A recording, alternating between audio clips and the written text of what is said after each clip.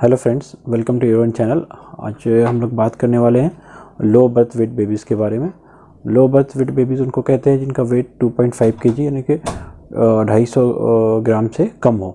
इसमें 5 ग्राम भी अगर कम होता है, क्योंकि कैलिपर 5 ग्राम का ही होता है, तो भी हम उसको लो बर्थ वेट बेबी मानते हैं। इनका ये क्राइटेरिया इस वजह से बनाया गया है कि जो लो बर्थ वेट बेबीज़ होते हैं उनमें कुछ प्रॉब्लम्स हो स्पेसिफिकली इस एज ग्रुप में आती है, तो उसको ईजिली हम रिकॉग्नाइज़ कर सकें और उसको डील कर सकें। जैसे इन बच्चों में इन्फेक्शन के चांसेस ज़्यादा होते हैं, फीडिंग प्रॉब्लम आ सकती है, और अगर प्रीमेच्योर हैं तो रेस्पिरेटरी सिस्टम और अदर सिस्टम के डेवलपमेंट में इशू आ सकता है।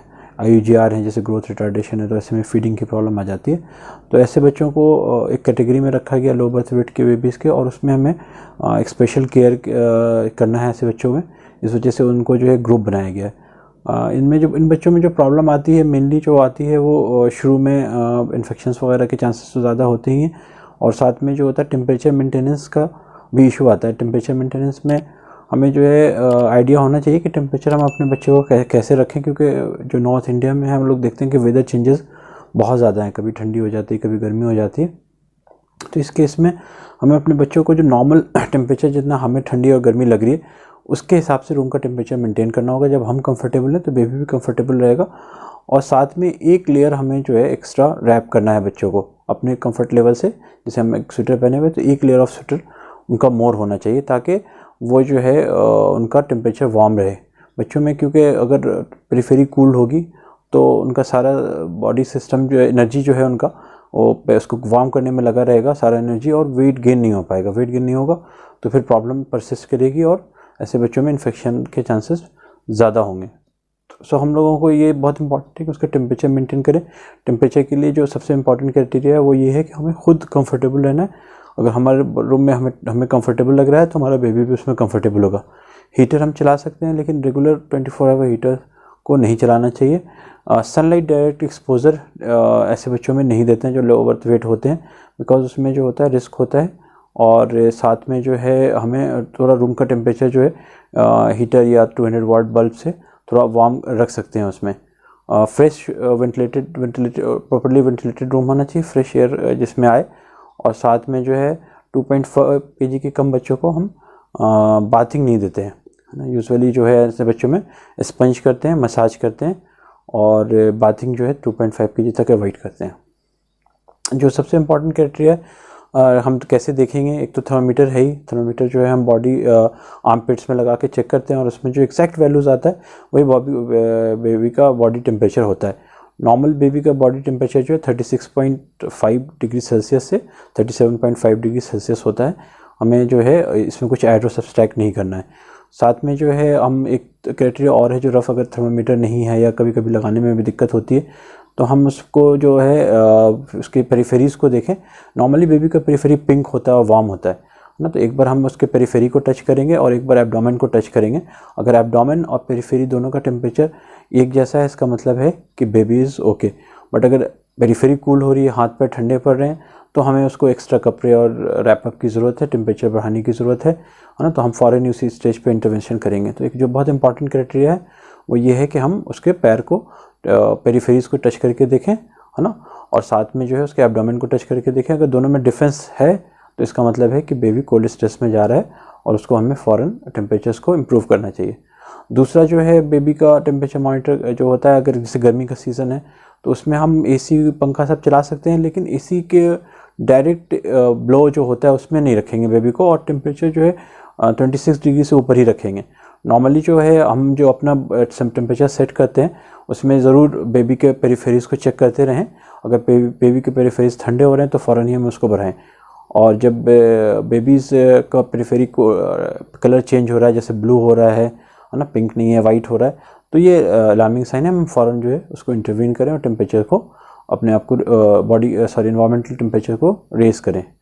दूसरा जो इन बच्चों में प्रॉब्लम आती है वो फीडिंग की आती है। अगर 34 वीक से कम के बेबी हैं तो वो जो है नॉर्मली डायरेक्ट फीड लेने में दिक्कत होती है, ब्रेस्ट फीड डायरेक्टली नहीं ले पाते। तो वैसे बच्चों में जो है हमें एक्सप्रेस मदर मिल्क को इनकरेज करना चाहिए, और उसको हम डायरेक्ट कप से भी दे सकते हैं, और जो है आपका पलदाई कहलाता है, दिया टाइप का होता है, उससे दे सकते हैं, या सिरिंज फीडिंग कर सकते हैं, या स्पून फीडिंग कर सकते हैं। तो ऐसे बच्चों में मदर फीड एक्सप्रेस करके हमें इन 4 मेथड्स में से कोई एक मेथड अपनाना चाहिए। बॉटल फीड जो है डिस्करेज करना चाहिए। बॉटल जो है इन्फेक्शन का सोर्स होता है। बॉटल फीडिंग की एक बार हैबिट्स लग जाती है तो मदर फीड भी लेना दिक्कत होता है, क्योंकि निप्पल कन्फ्यूजन सिंड्रोम ऐसे बच्चों में डेवलप हो जाता है, because bottle feed is easy to take. Mother feeding में थोड़ा मेहनत लगती है। तीसरी चीज़ जो इन बच्चों में होती है कि हमें नॉर्मली जो है, क्योंकि इन्फेक्शन के रेट काफ़ी हाई होते हैं, तो हमें ओवर क्राउडिंग और जो है बिना हैंड वॉशिंग और बिना सैनिटाइज़ किए, हैंड वॉश और सैनिटाइज़ किए बेबी को नहीं टच करना है। जो भी इन्फेक्टेड पर्सन है घर में, वो बेबी से बिल्कुल दूर रहेगा। पांचवी चीज़ जो हमें इन बच्चों में बहुत ज़्यादा ध्यान रखनी होती है कि मदर फीड ही इनको इनकरेज करें, क्योंकि जितने टॉप फीड हम देंगे उतने इन पे इन्फेक्शन के चांसेस ज़्यादा होते हैं। और अगर मदर फीड इनसफिशिएंट है तो हम ह्यूमन मिल्क बैंक का भी सहारा ले सकते हैं। WHO ने इसको अप्रूव कर रखा है, ऑल्दो अभी ये बहुत ज़्यादा हर जगह ईजिली अवेलेबल नहीं है। बड़े शहर में तो है, छोटे शहर में नहीं है, तो हम इसको भी कंसीडर कर सकते हैं। हाँ, ह्यूमन मिल्क बैंक जो है वो जो अप्रूव्ड है वहीं से लें, क्योंकि बहुत रेयर बट कुछ डिजीज़ जो हैं वो मिल्क के थ्रू ट्रांसफ़र हो सकती हैं, तो उसका स्क्रीनिंग बहुत ज़रूरी है अगर हम बेबी को डोनर मिल्क दे रहे हैं तो। और ख़ास तौर पे जो बेबी प्री मैच्योर होते हैं उनमें फिर इन्फेक्शन के रिस्क बहुत ज़्यादा होते हैं। सो अगर प्री मैच्योर भी है और लो बर्थ वेट बेबीज़ हैं तो उसमें जो है फिर आपको और एक्स्ट्रा प्रिकॉशन लेना है, क्योंकि उनके ऑर्गन सिस्टम डेवलप नहीं होते हैं। नॉर्मली जो है ऐसे बच्चों में हम लोग जो है 2 to 4 आवर के बीच में डिमांड फीडिंग कराते हैं। डिमांड फीडिंग मतलब होता है कि बेबी जब हंगर साइन दे रहा है, ऑल्दो हंगर साइन उतना प्रोमिनेंट नहीं होगा, और crying is not good hunger science. Crying तो लास्ट हंगर साइन होता है, उससे पहले बेबी एक्टिव रहता है, कुछ साउंड्स कोइंग टाइप के साउंड्स निकालते हैं, तो वो जो साउंड्स है उसी स्टेज पे हमें उनको फीड कराना चाहिए। और अगर 4 आवर से ज़्यादा का गैप है तो हमें स्टिमुलेट करके, चाहे हम सोल में स्टिमुलेट कर सकते हैं या कान में भी थोड़ा रब कर सकते हैं, कान के पीछे स्टिमुलेट करके जगा के ही फीड कराना है। अगर फीडिंग में गैप ज़्यादा होगी 4 आवर से ज़्यादा, तो फिर ऐसे बच्चों में शुगर लेवल कम होने के चांसेस होते हैं। तो बच्चा जब तक हमारा फीड ले रहा है हमें कोई परेशान होने की ज़रूरत नहीं, लेकिन कुछ डेंजर साइंस हैं, अगर ये अब कभी भी अपेयर हो रहे हैं तो हमें कभी भी वेट नहीं करना है, specially low birth weight babies में। जैसे फीडिंग जो है पहले से डिक्रीज़ करेगा, या refusal to feed, excessive crying होगी, बहुत ज़्यादा इरिटेबल होगा, या ड्रॉजीनेस होगा, एक्टिव नहीं होगा। जब हम स्टिमुलेट करेंगे तो एक्टिव हो जाएगा, फिर सो जाएगा। तो दीज आर डेंजर साइन। सांस लेने में दिक्कत होगी, हाथ पैर नीले होंगे, है ना, कभी कभी एबनॉर्मल बॉडी मूवमेंट्स होने लगते हैं। तो ये अगर कभी भी अपेयर हो रहा है तो हमें फ़ौरन ही इमरजेंसी में डॉक्टर के पास जाना है, हॉस्पिटल्स में जाने हैं, और डॉक्टर जैसे भी सलाह देते हैं, जो भी उनका एडवाइस रहता है उसके हिसाब से हमें उसका ट्रीटमेंट करना है। लेकिन इन चीज़ों की ज़रूरत नहीं पड़े, उसके लिए हमें जो है मदर फीडिंग इनकरेज करनी है। ब्रेस्ट फीडिंग वही इन्फेक्शन से बचाता है, टॉप फीड नहीं इन्फेक्शन से बचाता है।